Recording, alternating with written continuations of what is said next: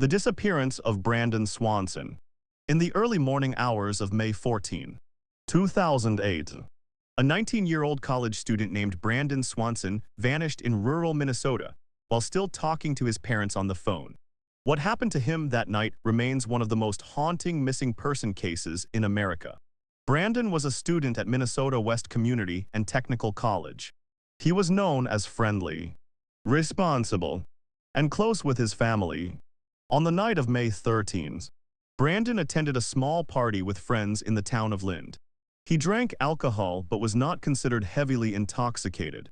Just after midnight, Brandon decided to drive home. At some point during the drive, Brandon's car went off the road and became stuck in a ditch. Unable to free the vehicle, he called his parents around 1:30 a.m. He told them he had crashed but was not injured. Brandon believed he was near the town of Lind. He was wrong. His parents immediately got into their car and began driving to find him. While on the phones, Brandon described what he could see: gravel roads, fields, and darkness stretching in every direction. His parents drove around for nearly an hour, flashing their headlights and honking, trying to locate him, but they never saw him. At one point, Brandon decided to leave his car and walk toward what he thought were lights from a nearby town. He stayed on the phone with his father as he walked through fields and along gravel roads in the darkness. Then, suddenly, Brandon said something that still chills listeners today. "Oh shit." The line went dead. Brandon's father immediately tried calling back. No answer. Again and again. He dialed but Brandon never picked up. That was the last time anyone ever heard from him. At sunrise, Brandon's parents contacted police. A search began almost immediately. But there was a problem. The location Brandon believed he was in turned out to be incorrect. His car was eventually found miles away from where his parents had been searching, near the town of Taunton, Minnesota. The vehicle was unlocked, undamaged, and out of gas. Inside the car, Brandon's glasses were left behind, something investigators found alarming, since Brandon was legally blind without them. His phone was also discovered nearby, but it had died shortly after the call ended. Search teams flooded the area. They searched fields, rivers, ditches, abandoned buildings, and nearby farms. Bloodhounds traced Brandon's scent from the car across fields and toward the Yellow Medicine River.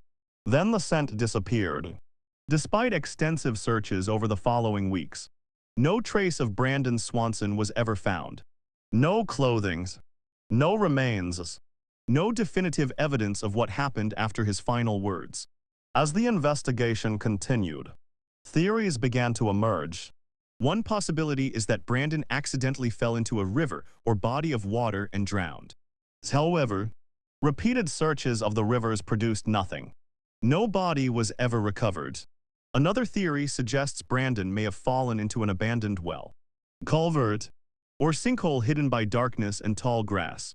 The area was rural and filled with hazards that would have been nearly invisible at night, especially without glasses. Some believe Brandon may have encountered foul play, though no evidence has ever supported this theory.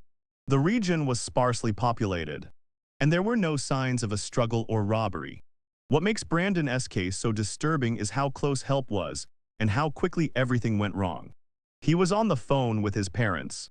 They were actively searching for him. And yet, he vanished within moments. Over the years, Brandon's parents have never stopped looking.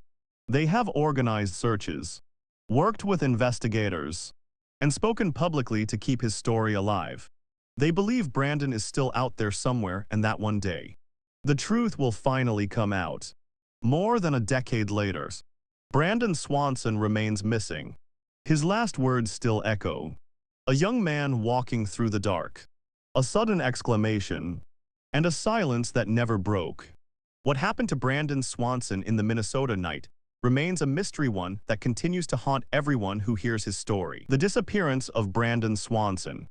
The search, theories, and lingering silence. In the days following Brandon Swanson's disappearance, investigators believed the mystery would be solved quickly. His car had been found. His last known movements were partially documented. Search teams were confident that answers were close. They were wrong.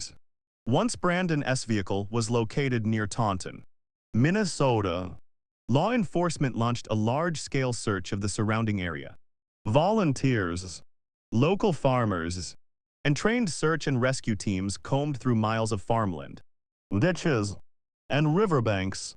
Helicopters scanned from above. Dogs tracked scent trails across open fields. At first, the search felt promising. Bloodhounds picked up Brandon S. scent near his car and followed it across fields and gravel roads. The trail eventually led toward the Yellow Medicine River, then suddenly stopped. No footprints, no clothing, no sign of a struggle. The abrupt end of the scent suggested something had happened very quickly. One of the strongest theories is that Brandon fell into water. The Yellow Medicine River and nearby creeks were swollen from spring runoff at the time. The banks were steep, muddy, and dangerous, especially in the dark. Without his glasses, Brandon's depth perception would have been severely impaired. If he slipped and fell into the river, the current could have carried him away. But there was a problem. The river was searched repeatedly. Divers went in. Sonar was used. The banks were walked again and again. No body was ever recovered. This led investigators to consider another possibility, one that remains chilling. The area around Taunton was filled with abandoned farm structures, wells, culverts, and drainage systems, many of them unmarked and hidden by tall grass. Some of these openings were narrow enough to be nearly invisible at night, yet deep enough to trap someone instantly. If Brandon had stepped into one of these, he may have fallen into a space no one ever thought to check. Over the years, dozens of tips poured in. Some claimed to have seen Brandon hitchhiking. Others reported sightings in nearby towns. None were confirmed. What continued to haunt investigators was the phone call. Brandon stayed calm for most of it. He joked with his parents. He believed help was close. Then, without warnings, his tone changed. "Oh shit." Those words suggest sudden danger and unexpected fall. An obstacle, or something he didn't see coming. The fact that the call ended immediately afterward supports the idea that whatever happened was fast and irreversible. Despite the lack of evidence, some people have suggested foul play. However, there were no signs of robbery, violence, or confrontation. Brandon's car was intact. His belongings were untouched. The rural area was quiet and largely empty at that hour. Law enforcement has repeatedly stated there is no evidence Brandon was harmed by another person. As years passed, the search expanded. Areas were rechecked. New technologies were considered. Farmers plowed fields. Seasons changed. Still nothing. For Brandon's parents, the uncertainty became a life sentence.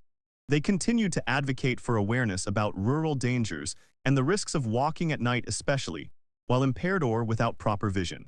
They also held on to hope. Unlike many cases, there was no proof Brandon died. No remains. No confirmed explanation. Just silence. Today, Brandon Swanson's disappearance remains one of the most unsettling missing person cases in the United States, not because of complexity, but because of how simple it may have been.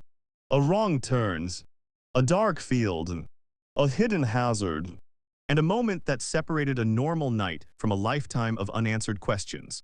Somewhere in rural Minnesota, the truth still lies waiting.